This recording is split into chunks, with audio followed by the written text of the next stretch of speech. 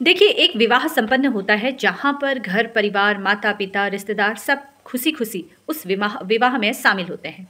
लेकिन विवाह के कुछ समय के बाद मात्र 10 दिन के अंदर अगर लड़का और लड़की के बीच में मतभेद की स्थिति उत्पन्न हो जाती है, जहाँ पर लड़की मात्र 10 दिन के अंदर ही अपने पति का, अपने ससुराल को छोड़कर मायके चली जाती है। लड़के के द्वारा बार-बार ये पूछा जाता है कि आखिर आप अपना घर छोड़कर क्यों जा रही हो? लेकिन लड़की के पास कोई आंसर नहीं है। वो सिर्फ़ ये कहती है कि मुझे तुम्हारे साथ नहीं रहना, ना ही मुझे तुम्हें कोई कारण बताने की ज़रूरत है, ना ही मैं तुम्हारे साथ रहूँगी। और ऐसे करते हुए 2 साल से ज़्यादा का समय हो गया है। ऐसा विवाह जहाँ पर जबरन अगर विवाह संपन्न हुआ है या लड़की की मर्ज़ी के बिना विवाह संपन्न हुआ है, तो ऐसे रिश्ते में बंधने की आपको कोई भी आवश्यकता नहीं है। एक ऐसा ही मामला आज मेरे पास आया जहाँ पर एक व्यक्ति के द्वारा मुझसे कहा गया कि उसकी पत्नी मात्र 10 दिन उसके साथ रही, उन दोनों के बीच में आपसी मतभेद हो गया और पत्नी ने तुरंत अपने सामान के साथ उनका घर छोड़कर वो अपने मायके चली गई। क्योंकि महिला कामकाजी थी, तो वहाँ पर वो अपनी नौकरी कर रही थी। पति के द्वारा बार-बार कोशिश की, बुलाने की कोशिश की, लेकिन महिला हर बार कुछ न कुछ बहाना कर देती थी और आखिर में महिला ने घर वापसी नहीं की। पति के द्वारा बार-बार पूछा गया कि आप घर क्यों नहीं आ रही हैं? लेकिन पत्नी के पास कोई भी आंसर नहीं था। पत्नी लगातार अपने पति के साथ रहने से मना कर रही थी और पति अपनी पत्नी के साथ रहना चाहता था और ऐसे करते-करते 2 साल से ज़्यादा का समय बीत चुका है। अब पति के समझ में नहीं आ रहा है कि आखिर वो क्या करे? क्योंकि पत्नी उसके साथ 10 दिन भी नहीं रही, दोनों के बीच में कोई संबंध भी स्थापित नहीं हुआ। अब पति यही चाहता है कि पत्नी की घर वापसी कर ले क्योंकि समाज में उसका एक नाम है। उसका ये कहना है कि कहीं ऐसा ना हो मेरी पत्नी मेरे ऊपर झूठे केस कर दे, क्योंकि महिलाओं के पक्ष में ही फैसले आते हैं। देखिए, अगर ऐसी स्थिति आपके साथ भी है जहाँ पर आपके मन में ये डर बैठा हुआ है कि मेरी पत्नी मेरे ऊपर झूठे केस कर देगी या महिलाओं के पक्ष में ही फैसला आता है, तो इस डर का उपाय ये है कि इसको सोचने की बजाय आप एविडेंस इकट्ठा कीजिए। एविडेंस के आधार पर ही केस जीता जाता है। अगर आपके पास एविडेंस नहीं है तो आप केस जीत नहीं सकते हैं, अगर आप कितने ही क्यों ना सच्चे हो, क्योंकि कोर्ट में एविडेंस यानी कि सबूत की ज़रूरत होती है। अब लड़का जो 2 साल से अपनी पत्नी से अलग रह रहा है, एक बार उन्होंने कोशिश की उन्हें मनाने की, उसके बाद उनके द्वारा भी कोशिश नहीं की गई। फ़ोन के माध्यम से ही दोनों के बीच में बातचीत होती थी। अब अगर उससे ये पूछा जाए कि आपने कितने बार अपनी पत्नी को मनाने की कोशिश की, कितनी बार आप उनके घर गए, आपने बातचीत की, तो शायद इसका आंसर उस लड़के के पास नहीं है। तो इसलिए अगर आपकी पत्नी ने आपका घर छोड़ दिया है, तो आप पहले तो उन्हें मनाने की कोशिश कीजिए, सामाजिक तौर पर पहले मनाने की कोशिश कीजिए। कानून में यानी कि न्यायालय में आना या थाने आने से पहले आपको अपनी मानसिक स्थिति बहुत स्ट्रॉन्ग करनी होगी।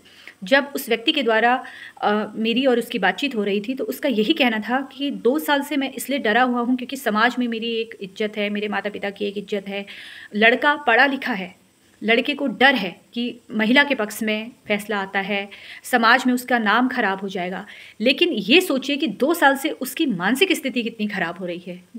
आपके पास एक रास्ता है, कानूनी रास्ता, जब आप अपनी पत्नी से अलग हो सकते हैं। बिना कानूनी रास्ता यानी कि बिना कानूनी प्रोसेस के, प्रक्रिया के आप अपनी पत्नी से अलग नहीं हो सकते हैं और आपके द्वारा अगर दूसरा विवाह किया जाता है तो ऐसा विवाह वैध विवाह नहीं कहा जाता है।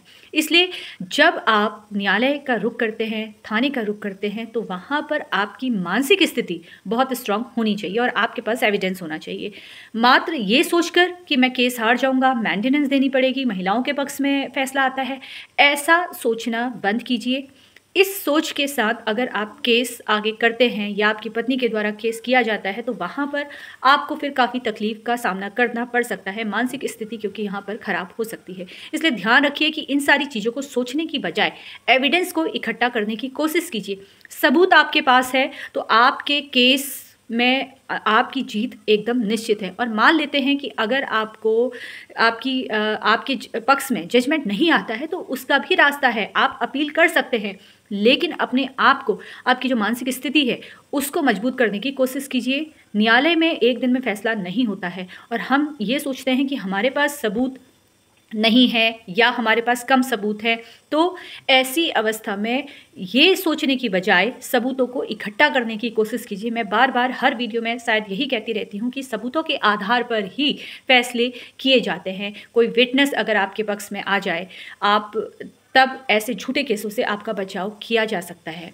जब भी किसी पुरुष के साथ अत्याचार होता है तो कहीं ना कहीं वो सामाजिक रूप में कमज़ोर पड़ने लगता है। उसको लगता है मेरे माता पिता की समाज में एक इज्जत है, उसकी एक रिस्पेक्ट है, कहीं रिश्तेदार उसके बारे में क्या सोचेंगे। तो इन सब से बाहर आइए, क्योंकि कोई आपको कुछ देने वाला नहीं है। आपके जो पल हैं, आपके जो कीमती पल है, जिस एज में आपको अपने कैरियर को चुनना है, कैरियर में अच्छा करना है, इस तरह के जो केस आते हैं वो 25 से 40 साल के बीच के लोगों के मध्य में बनते हैं, जहाँ पर यही टाइम होता है जब आप अपने कैरियर पे ध्यान दे सकते हैं, आप अपनी नौकरी को अच्छा लेके चल सकते हैं, और यही टाइम है जब आप अपने जीवन में कुछ कर सकते हैं। लेकिन आप इन केसों में उलझे पड़े हुए हैं। जीवन के इतने कीमती पल आप कोर्ट कचहरी में बिता देते हैं।